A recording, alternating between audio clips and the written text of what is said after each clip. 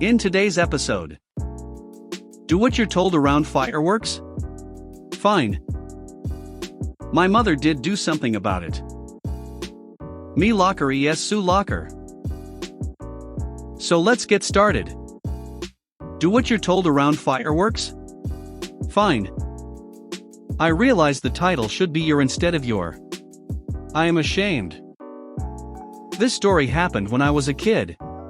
It was New Year's Eve and my family spent the evening with my aunt, her husband/my uncle, and my 3 cousins who were lovable but rambunctious. The sun begins to set and all the kids get excited to light the stockpile of fireworks we had collected. My aunt's family lived in the country, US, so there were very few regulations. My dad cares a lot about safety, which was necessitated by the personalities of all the kids and the mischief we could sometimes get into. However, he has a military background, so instead of emphasizing the basics, we got a detailed spiel that took a good 15 minutes to get through. This safety briefing included how to light the punks, long, slow-burning sticks that can light fireworks, how to safely handle the punks and fireworks themselves, what constitutes someone being in front of a firework when it's shot, the importance of communicating while we were out there handling fireworks, etc. His main rule was that he or another adult had to be outside with us whenever we were lighting the fireworks. At one point we were shooting the small bottle rockets though, and he needed to run inside for a minute. He said we could continue shooting only those and had to continue following all the rules. Well, my cousins and brother didn't do that. My dad catches them mid-act and is furious. I don't remember if they had been firing them towards each other, or had begun shooting something that was much bigger than anything else we had shot that night at that point, but it was something along those lines. My dad begins a military style where you born stupid not following direct orders, do you even care about the safety of others, why can't you just listen but his mind chew out. Those words weren't directly said, but it drives home the point that he was angry. My dad can talk himself into a circle then beat the same dead horse until it's ground meat. And he did that.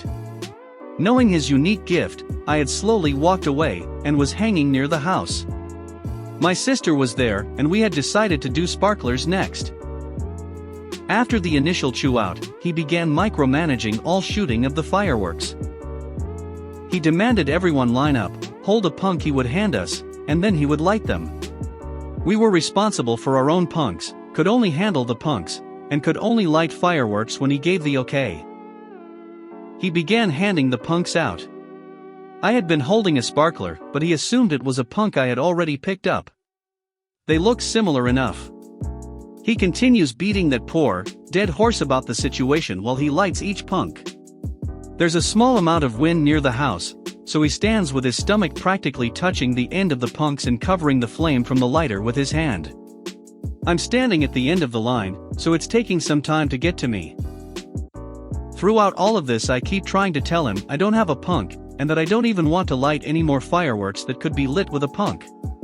See, I want to light a few sparklers then go inside where there was good food, and I wouldn't be micromanaged. My sister had already made that move. Each time I try to talk to him, and respectfully so I might add, he gets increasingly frustrated. But I know that lighting a sparkler while practically touching it cannot end well, and it's worth me trying to communicate this. However, he eventually gets to me. I attempt one more time to tell him I don't have a punk. He snaps. He tells me to stop talking and to just do what he tells me to do. He's going on how it's not that hard to do, and we wouldn't be here if we had all just done that in the first place. This was what we were going to do now, and I just need to follow his directions. He's angry that I kept interrupting him and, in his mind, talking back. Without saying a word I stick out my sparkler. He's getting frustrated and confused that it's taking longer to light than the others. Eventually it does light. I don't know how, but that was the biggest ignition of a sparkler I've ever seen. That sucker did justice to the phrase lit up like the 4th of July. Understandably, he screams in pain and jumps back. He looks at me, who is now holding this bright sparkler to the side, with shock. He yells, "Why did you not tell me this wasn't a punk?" And I just stared at him. After a moment I said, "I followed your rules. And I tried to communicate I didn't have a punk. You insisted I stop talking after I tried to tell you." He stood there dumbfounded with a huge hole singed in his shirt and a visible burn on his stomach. He has the scar to this day. I had fun with the remainder of the sparkler, then went inside. My family roasted him for what had happened.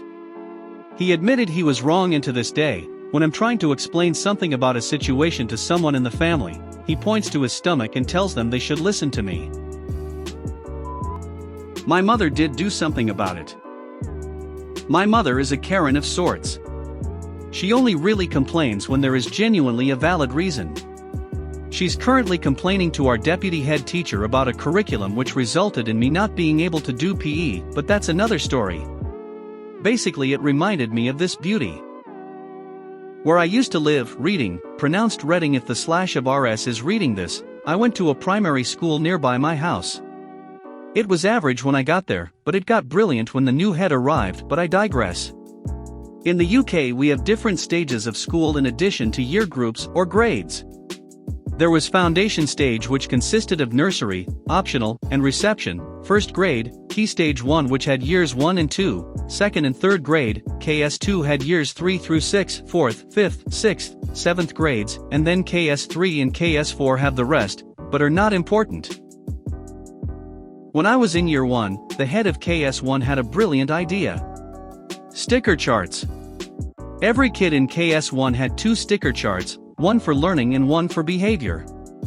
If you got 10 stickers on either one, you'd get a special assembly and certificate for either bronze, silver, gold, or platinum. These were meant to carry over to year 2 with the progress from the year prior. At the end of year 1, I'd amassed about 8 stickers on learning and 9 on behavior. So, I'd likely be getting both certificates in the first few weeks. One problem, my year 1 teacher left and another teacher moved into this room. She accidentally threw the sticker charts away. No hate to her, there was no malicious intent. Apparently, our scores had been sent to our new teachers for year 2, so that was fine. Except no, none of the new teachers got our scores and I'd lost all my progress. I got my first bronze in April. The school year began in September. My mother noticed this and found out about the thrown away charts and approached the head of KS1 with her concerns. Not word for word, just an abbreviated convo. Mom, hi, MRS Karen, not real name, she taught my brother at the time. Karen, his MRSOP. Mom, I'm a bit concerned about my son's score. He should have got that certificate a long time ago. Karen then explained the situation and Mom asked what was being done. Karen, there's not much we can do, I'm afraid. Mom, I understand, but the entirety of OP's class lost their scores and my son noticed that kids younger than him had better certificates. Karen then got irritated, cut her off and attempted to kind of shoo her. Karen condescending, Mrs. OP, if you want to do something about it then please do. She then walks off. My mom was livid. She just wanted to discuss finding my year 1 class's score so things could be fair. Mom went around to other mums of kids in my year 1 class and asked around. Turns out, their kids had been hard done by too. One kid had all 10 on both of his silver charts, and was meant to get them in the first assembly. He had to start again. Everyone was seething. Mom went to every teacher, every admin, and the heads. Karen was humiliated. Apparently, ruining an experience for 25 6 to 7-year-olds doesn't sit well with their parents. We were given lots of stickers to make up for it, and even got a custom certificate at the end of the year. But wait, there's more. It turns out that my mother actually did Karen a huge favor by not telling the head and admins about her comments, or she would have been given a serious slap on the wrist. Karen was actually forced to retire the next year by the new head, who had heard about the situation and also received loads of complaints from parents. She was a horrible teacher. She'd yell at her students and not try with them at all. I had to endure her once a week for spelling and maths. They split us up for those. My brother was the real loser as she took out the humiliation on him. He'd be treated extra harsh by her, didn't help that he had undiagnosed ADHD. Karen confiscated anything that he had in his pocket. He and his friends bought Bakugan to school to show off at break. She didn't take anything from his mates. She'd also take digs at me when she could. Whilst chaperoning us on a trip to Windsor Castle, the Queen was there. But we didn't see her. She yelled at me for doing something that everyone was doing in front of my fucking mother, who couldn't say anything in front of the other kids, but she gave her the death glare to end all death glares. Karen was a massive B*TCH, and if she just asked about, she could have easily found the scores. Instead, she was rude to an adult woman who isn't a snotty 6-year-old with a chewing problem which she was used to. B*TCH suffered the consequences. You could say that my alt-reality Karen mother did do something about it. Me Locker es Sue Locker. This is a happy mix of both malicious and wholesome compliance, and takes place way back in the dark ages of the mid-80s when I started high school.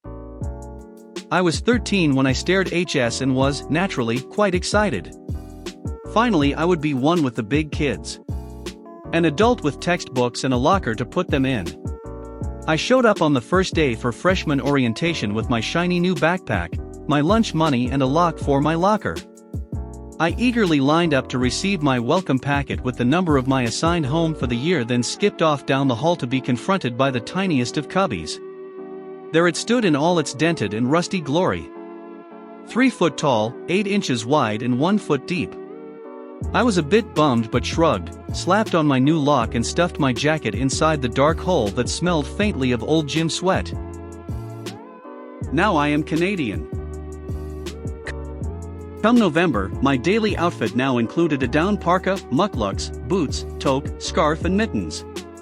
My locker barely held my books and pencil case. This wasn't going to work. My best friend and I looked at each other and decided to see if we could the empty locker next to mine for our winter gear.